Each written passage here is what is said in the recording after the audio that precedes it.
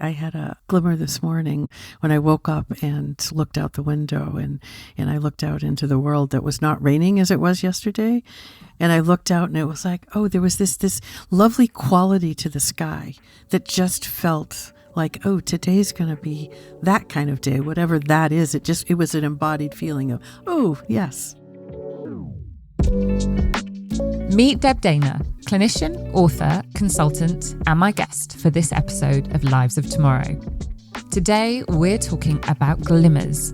And by this, I mean those micro moments of joy, comfort, and safety. We forecast glimmers in our Future Consumer 2026 report and predict they will become a vital coping tool for consumers weathering a global polycrisis and what can feel like a darkening future.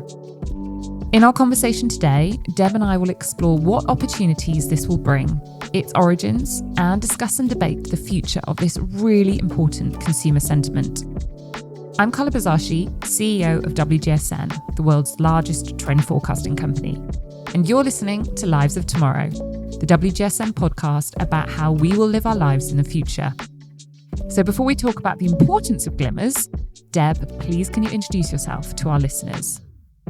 I'm a licensed clinical social worker. I think that's always where I start. I love the way social workers look at the world. We look at the world through systems and look that way. So it takes me both to embodied systems and external systems and how we humans are a system unto ourselves and then how we engage with other systems. I've been doing this work for a number of years now and love bringing an understanding of the nervous system out to the world, both in clinical work and then also with just what I call curious humans. So, I've trained in a bunch of therapy modalities, but nowadays what I really love doing is teaching people about their nervous systems and doing therapy that really goes on what I call an autonomic journey with people. I'm going to read you something you wrote about glimmers, and then it would be a really kind of useful starting point, I think, for you to help listeners make sense of this and the ways that could impact their daily lives. So you wrote, glimmers refer to small moments when our biology is in a place of connection or regulation, which cues our nervous system to feel safe or calm. Yeah, so glimmers are these tiny moments that happen all the time for us when our nervous system comes to that state of regulated enough so that we can feel safe enough and we can connect and move through the world from that place. The beauty of glimmers is that they exist along with the suffering that we have, right? So it's not as if we turn toward glimmers and ignore the suffering or ignore what we commonly call the triggers. It's that as we can turn toward the glimmers and find them, we build the capacity to then be with our suffering in a different way. And that's really the human experience that we're looking for. We're looking to hold it all safely so that we can be with and be informed by and move forward with the suffering. And glimmers help us do that. And when you notice a glimmer, your biology, your nervous system says, oh, that felt good. I think I'll look for another. And your brain joins in and goes, oh, let's see what other glimmers might appear. So it's a physical and a mental moment, essentially. It is. It's a biological moment where your nervous system moves into that state of regulation and connection, and that information connects with your brain, and your brain then makes a story about that glimmer moment, right? Like, oh, birds singing, oh, smile from a friend, whatever it is. Yeah, so it's not the really, really big things. It's all those teeny microscopic moments, and they, hopefully, if you have enough of them, that means that you feel good. You're more able to cope with what the world's throwing at you. And, it's those micro moments that add up, right? A glimmer comes in, finds its way into your awareness, your brain-body system, and it lands somewhere.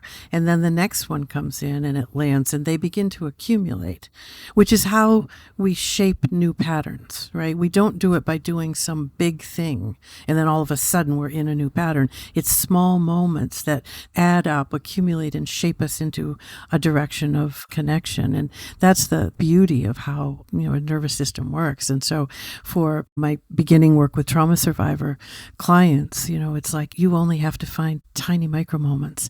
That feels doable.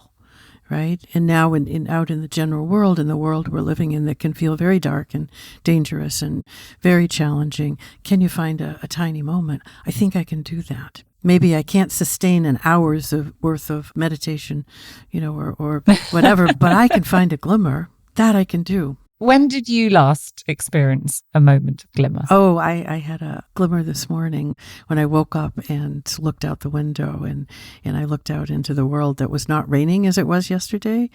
And I looked out and it was like, oh, there was this lovely quality to the sky that just felt like, oh, today's going to be that kind of day, whatever that is. It was an embodied feeling of, oh, yes. How did your work lead you to define glimmers? How did that journey manifest itself? I started using glimmers when I was working with my clients in the very beginning of bringing polyvagal theory into clinical application. And I created maps. And the second map that clients would do with me was called the Triggers and Glimmers map. And what we noticed and what the nervous system tells us is that we're focused on the challenging events, on the triggers, on the things that dysregulate us, right? In everyday life, we focus on those because we're built for survival. In the therapy world, we work with clients on what dysregulates them because that's why they come to therapy, to reduce, resolve, manage those differently. And yet, the nervous system lets us know that unless we also actively experience those moments of safety, we don't move into a full sense of well-being.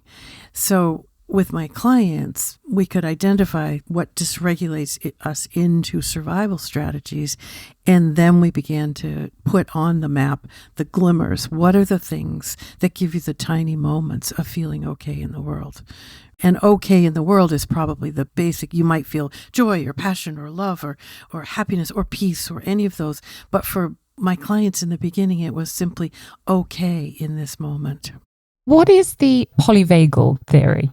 So polyvagal theory is Steve Porges's brilliant work defining how our nervous system works. And the nervous system is the biology that is running your everyday life experience, right? We think our brains are in charge, but really it's this body-brain connection that's working. And the information comes from our body.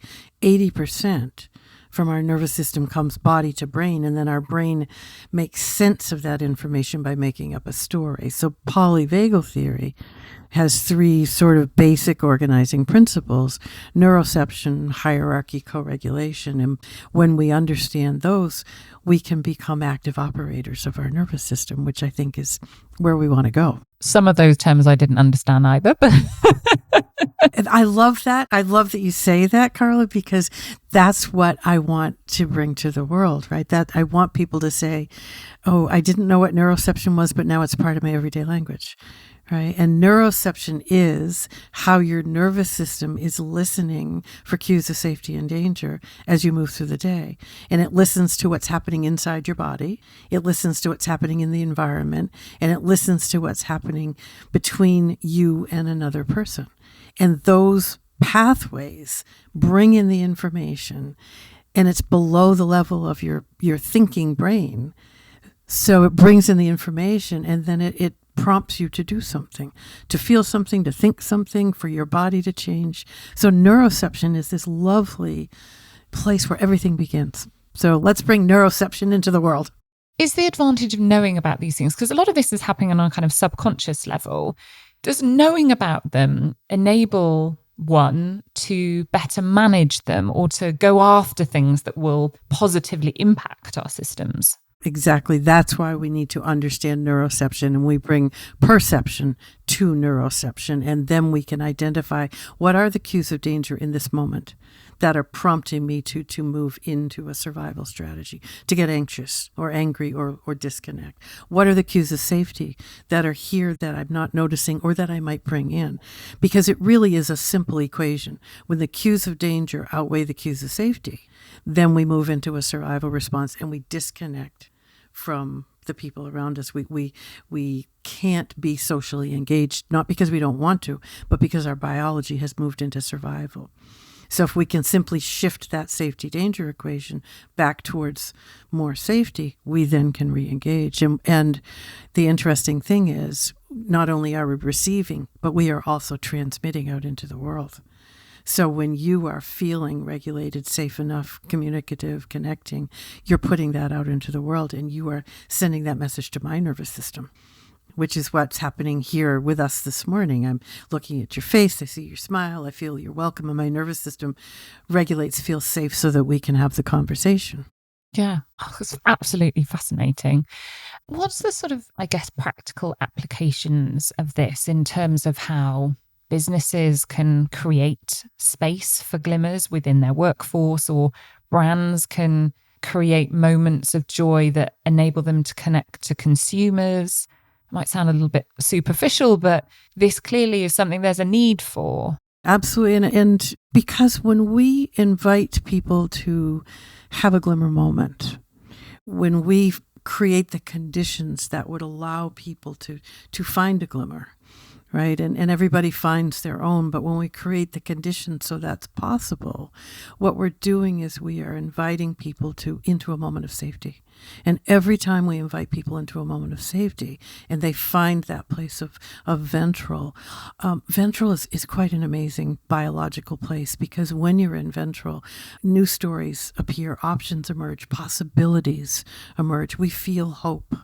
Right? We feel all of the things that are going to help us move forward and begin to change our world in the direction of connection, to get out of this path of protection we're in right now and move towards connection. So I am all for companies, business, organization, anyone finding a way to invite people in to a glimmer moment, because it positively impacts the health and well-being of that person, and then that person sends that ripple out into the world. That's the beauty of it. We're connected nervous system to nervous system. So my state impacts you. Your state impacts me. So, I think if we can bring a glimmer culture in, we are recognizing this is important. We are recognizing that not only do we want to care about productivity and, all of the things that are part of that world, but we also want to care about people having moments that bring them joy, moments that bring them a sense of well-being.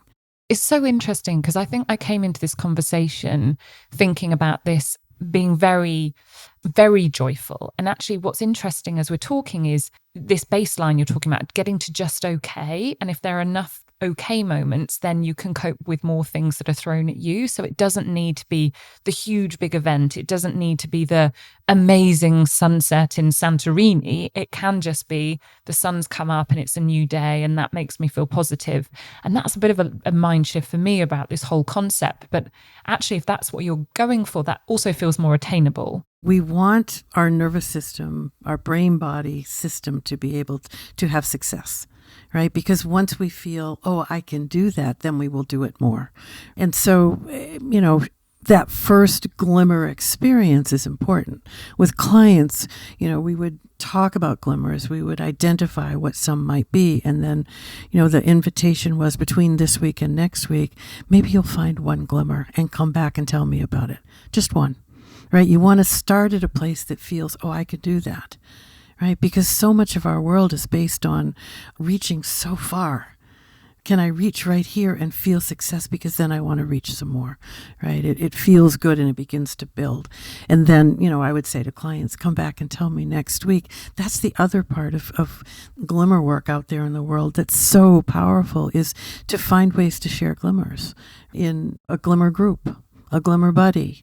Whatever it is. In workplaces, can you create a way that people post their glimmers somewhere? Because when I share a glimmer with you, you feel it. And you can join me in it, right?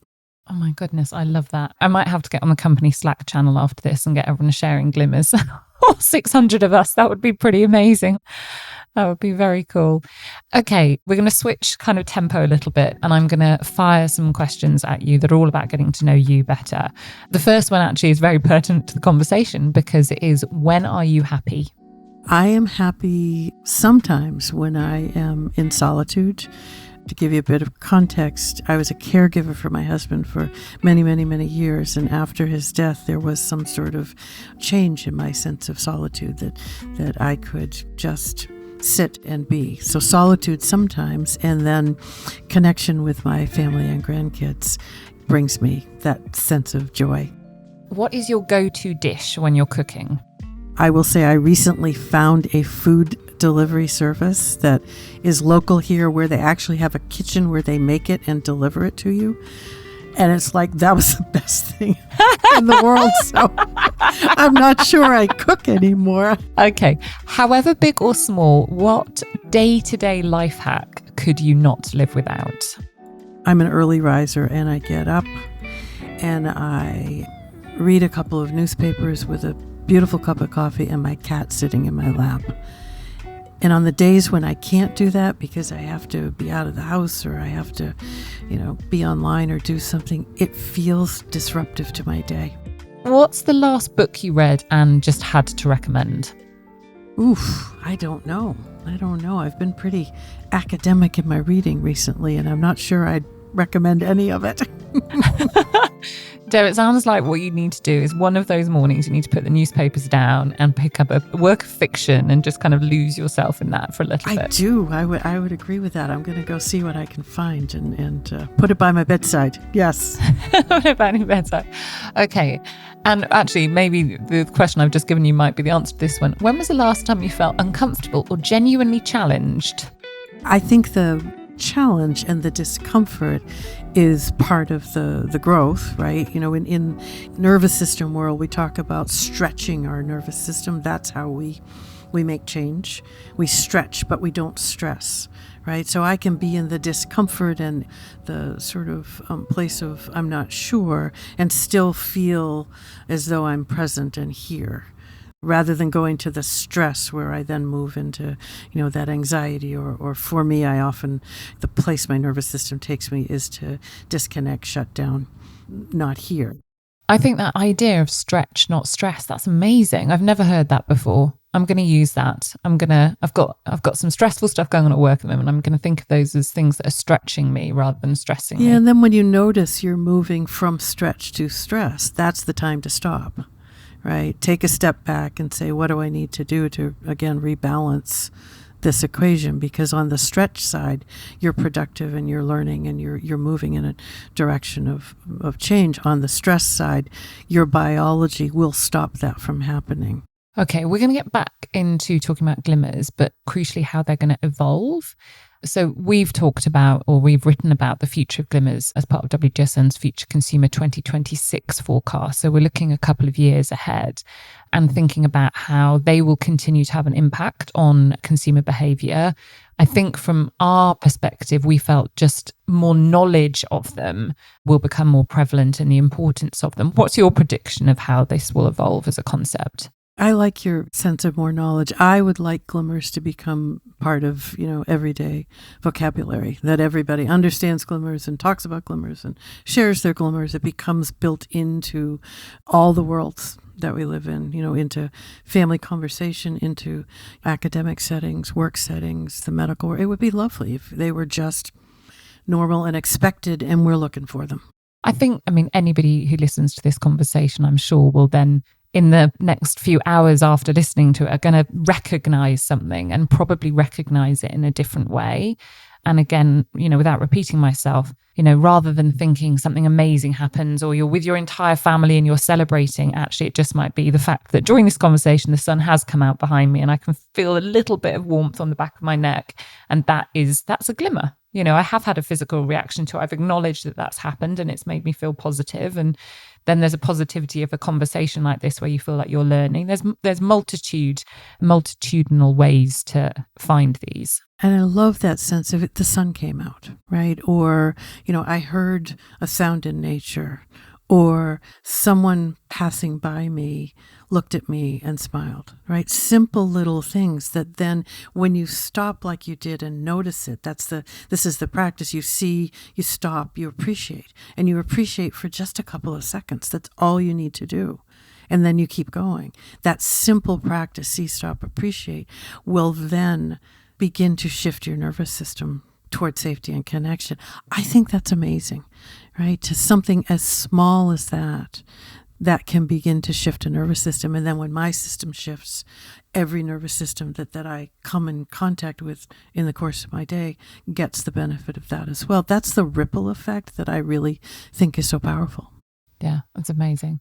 Are you more anxious or hopeful about the future of Glimmers and what they can do for the world? I am actually very hopeful. And, when I started working with clients and we were doing triggers and glimmers and they were having really positive responses to finding those micro moments, I thought this is important, right? And then somewhere along the line, and I'm not even sure how it happened, right? People were asking me about glimmers. It got out there sort of and I thought, this is really, really amazing, and so I would encourage people to, go do whatever you want with glimmers, find them, illustrate them. There's so many ways to bring glimmers out into the world. And I do believe that every nervous system that's shaped more towards connection then shapes the world in a different way. I often say we can change the world one nervous system at a time, and glimmers are a way to do that.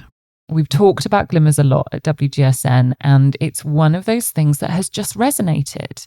And I think, therefore, it's super important. And if it can make, even just a handful of people able to live with their world in an easier way, then that's just an amazing thing. And on a bigger scale, if it means that in the years to come, humanity can cope with things on a greater scale, which I think is going to be so necessary. And through this kind of microscopic concept that, as you said, builds and has a ripple effect, I think that's really interesting. We want to be careful to help people understand that finding glimmers does not in any way discount the suffering that's going on, right? It really allows us to turn toward the suffering with some openness, right? Because otherwise we turn away from, right? We can't tolerate because we don't have enough capacity to stay regulated, to stay in connection. So I love that these tiny moments build the capacity for something big to change. That's a perfect ending. Thank you so much, Deb. Thank you to Deb Dana for joining us on Lives of Tomorrow. Next week, WGSN's Create Tomorrow podcast is back with another episode examining the future of product and design. I'm Carla, CEO of WGSN. I'll see you next time.